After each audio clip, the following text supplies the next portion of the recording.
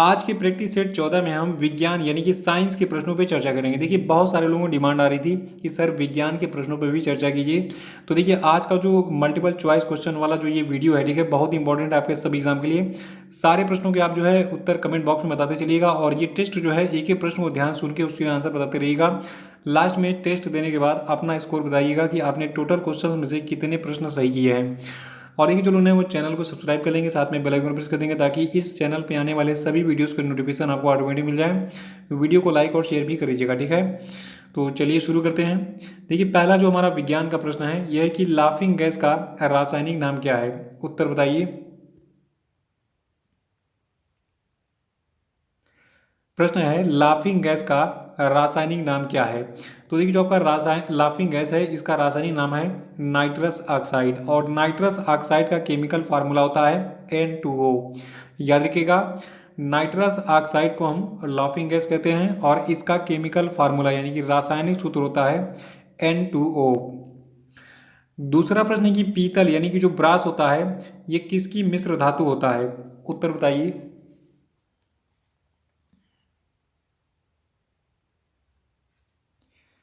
देखिए जो आपका पीतल यानी कि ब्रास होता है ये जो है जस्ता और तांबा यानी कि कापर और जिंक का एक मिश्र धातु होता है।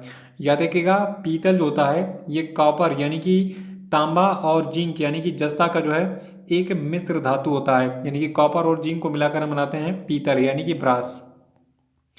और तीसरा प्रश्न है कि निम्न उत्पादों में से किसे ISI मार्क प्रदान नहीं किया जाता। उत्तर बताइए।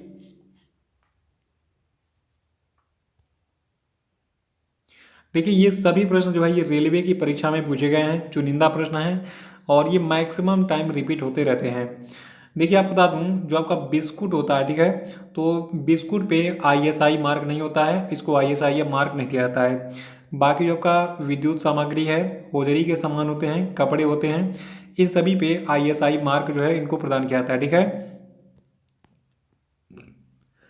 चौथा प्रश्न है कि निम्नलिखित में से कौन सा जोड़ा सही सुमेलित नहीं है। उत्तर बताइए। देखिए यहाँ पे जो जोड़े दिए गए हैं एक तो धातु है और एक उसका अयस्क है, ठीक है। तो किस धातु का कौन सा अयस्क होता है, इसमें कौन सा जोड़ा सही नहीं है बताइए।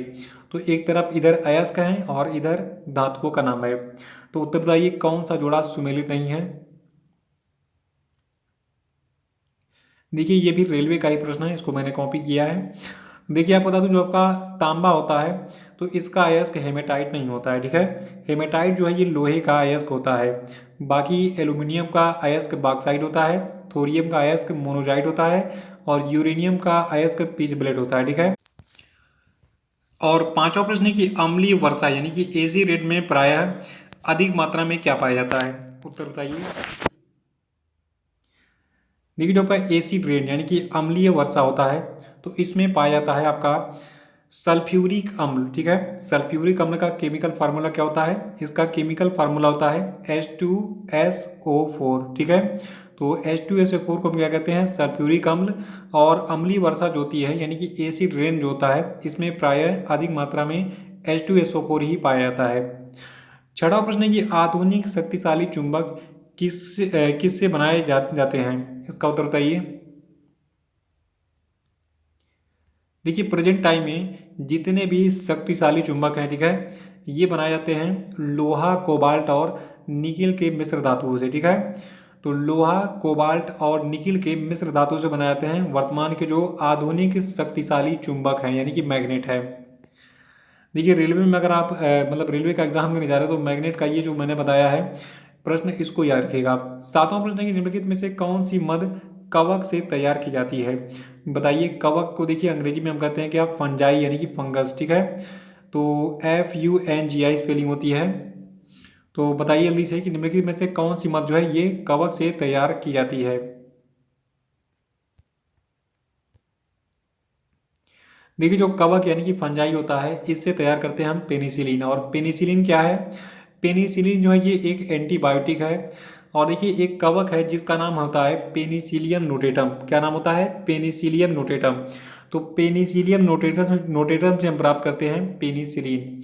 याद रखिएगा एक कवक होता है पेनिसिलियम नोटेटम और उससे बनाया जाता है पेनिसिलिन नामक एक एंटीबायोटिक। 8वां प्रश्न है कि निम्नलिखित में से कौन सा पदार्थ खाद्य परिरक्षी के रूप में यूज किया जाता है, इसका उत्तर बताइए। देखिए जो आपका सोडियम बेंजोएट होता है, इसको हम खाद्य परिरक्षी के रूप में यूज करते हैं। देखिए खाद्य परिरक्षी को अंग्रेजी में क्या कहते हैं, प्रिजर्वेटिव, ठीक है, फूड प्रिजर्वेटिव।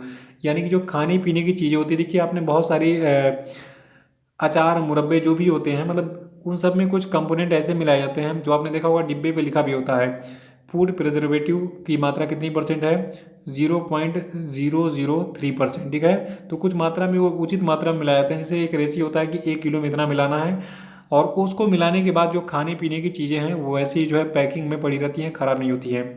तो उन्हीं को हम कहते हैं खाद्य परिरक्षी यानी कि फूड प्रिजर्वेटिव। और सोडियम बेंजोएट क्या है, एक फूड प्रिजर्वेटिव है। 9वां प्रश्न है कि किस प्लास्टिक पॉलीमर से कंघे, खिलौने, कटोरे आदि प्लास्टिक की वस्तुएं बनाई जाती हैं, इसका उत्तर बताइए।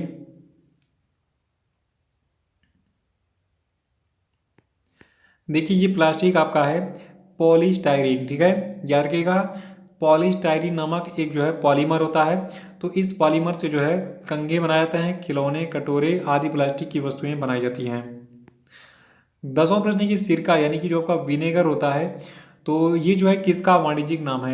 यहाँ पे 4 विकल्प दिख रहे हैं, इनमें से एक आंसर बताइए कौन सा सही होगा। देखिए जो आपका विनेगर यानी कि सिरका होता है, तो इसका वाणिज्यिक नाम है, ये मतलब ये जो है एसिटिक एसिड का वाणिज्यिक नाम है।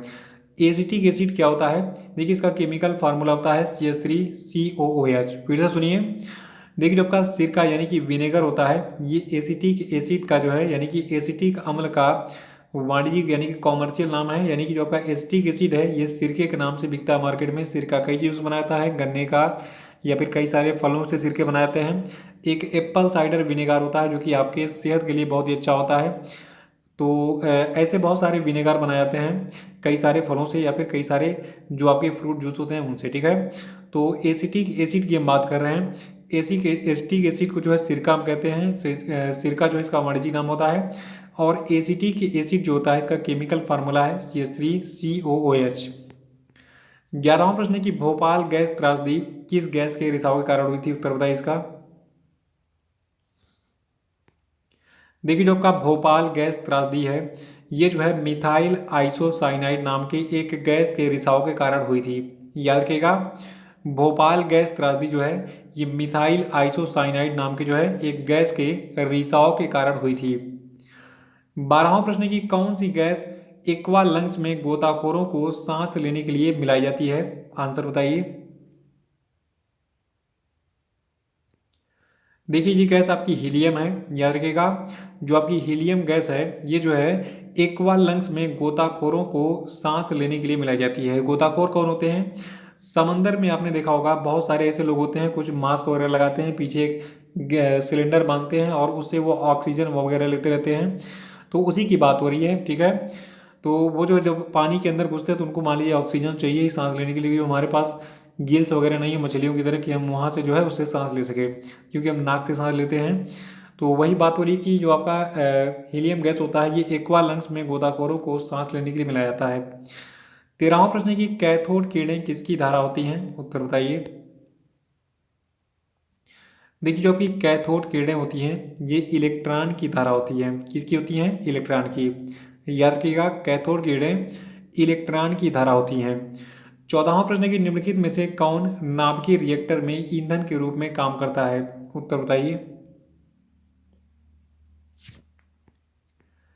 देखिए जो आपका यूरेनियम है, ठीक है, तो यूरेनियम जो है ये नाभिकीय रिएक्टर में ईंधन के रूप में काम करता है।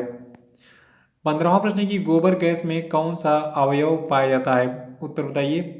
देखिए ये प्रश्न तो आप लगभग हमें लगता है क्लास 4 से ही मतलब मैं तो पढ़ते आ रहा हूँ।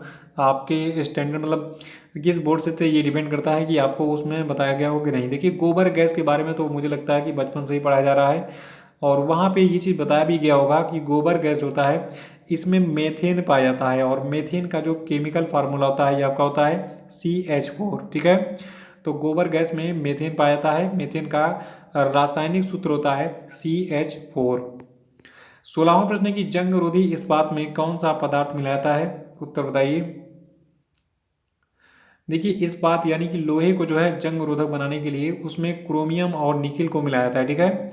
तो जंग रोधी इस्पात बनाने के लिए क्रोमियम और निकिल मिलाता है इस्पात में। इस्पात देखिए शुद्धतम रूप होता है लोहे का, ठीक है। 17वां प्रश्न है कि निम्नलिखित में से किस गैस का ऊष्मीय मान सबसे अधिक होता है? आंसर बताइए। देखिए जो आपकी नेचुरल गैस होती है, ठीक है, तो नेचुरल गैस का ऊष्मीय मान सबसे अधिक होता है। और आजकल नेचुरल गैस से जो है गाड़ियां चलाई जा रही हैं, वहाँ पे आपको दिखा हुआ मिलता होगा CNG, ठीक है, यानी कि कंप्रेस्ड नेचुरल गैस, यानी कि संपीड़ित प्राकृतिक गैस हिंदी में इसको कहते हैं, ठीक है।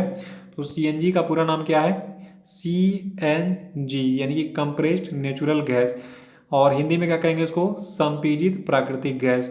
तो जो नेचुरल गैस होती है इसका ऊष्मीय मान सबसे अधिक होता है।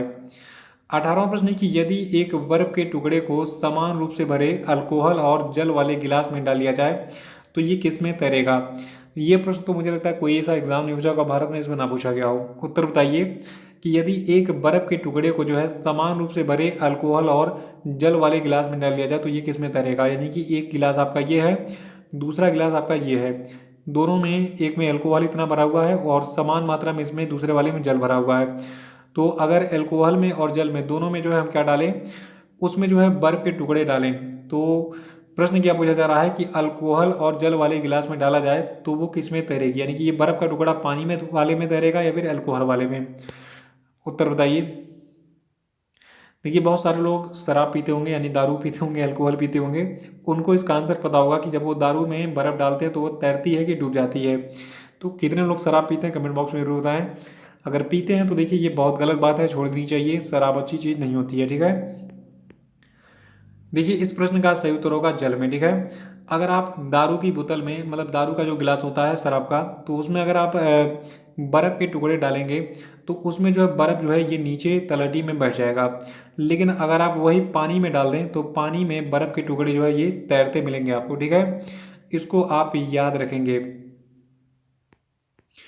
19वां प्रश्न है कि नाभिकीय विखंडन में ऊर्जा किस रूप में निकलती है? उत्तर बताइए। देखिए नाभिकीय विघटन में जो ऊर्जा होती है ये ऊष्मा के रूप में निकलती है। फिर से सुनिए, नाभिकीय विखंडन में ऊर्जा जो है ये ऊष्मा के रूप में निकलती है। ऊष्मा मतलब हीट। और 20वां प्रश्न है, कार्बन का कौन सा अपरूप सबसे कठोर होता है? देखिए मुझे लगता है कि हर साल जब भी रेलवे की परीक्षाएं जो होती हैं ये प्रश्न जरूर पूछाता है। इस प्रश्न को कई बार घुमा के पूछ लिया कि कार्बन का सबसे ठोस अपरूप कौन सा है, ठीक है। तो वही प्रश्न यहाँ पे घुमा के है कि कार्बन का कौन सा अपरूप सबसे कठोर होता है? तो देखिए कार्बन का जो अपरूप है हीरा, ठीक है, ये जो है सबसे कठोर होता है, ठीक है। और प्रश्न क्या पूछा गया कई बार घुमा के भी कि हीरा किसका अपरूप है? तो हीरा जो है ये अपरूप है किसका? कार्बन का। तो ये चीज याद रखिएगा कि कार्बन का जो आपका एक अपरूप है हीरा, ये जो है सबसे कठोर होता है। तो ये थे आपके आज के 20 प्रश्न, और इन 20 प्रश्नों में से आपने कितने प्रश्न सही किए जल्दी से कमेंट बॉक्स में बताइए। कल मैं आपके लिए एक और वीडियो लेके आऊँगा, शायद वो भी साइंस का ही हो। देखिए मैं सारे प्रश्न आपको कराऊंगा GS के, ठीक है, साइंस, करेंट अफेयर और जितने भी आपके इतिहास, भूगोल, जो भी प्रश्न आते हैं एग्जाम में सारे के सारे मैं कवर कराऊंगा। तो दिसंबर तक हमारे पास टाइम है और मैं आपको इतने प्रश्न दे दूंगा कि आप इन्हीं को बस रट लीजिए। बाकी अब अपना जो है जो मैथ है और रीजनिंग पढ़ते रहिए। आपके GS के प्रश्न, करेंट के प्रश्न मैं सही कराऊंगा 100%, वो भी, ठीक है। तो मैथ और रीजनिंग ये दोनों आप अपने आप से पढ़ते रहिए, बाकी के GS के और करेंट अफेयर के क्वेश्चन आपको मिलते रहेंगे यहाँ से। तो ये वीडियो कैसा लगा कमेंट बॉक्स में जरूर बताइए। दो काम कर दीजिएगा, वीडियो को लाइक और शेयर कर दीजिएगा, चैनल को सब्सक्राइब कर लीजिएगा, फेसबुक पेज जो हमारा दिख रहा है कमेंट बॉक्स में उसको लाइक भी कर लीजिएगा। ये सारे काम कर लीजिएगा, ठीक है। तो इसी के साथ जय हिंद, जय भारत।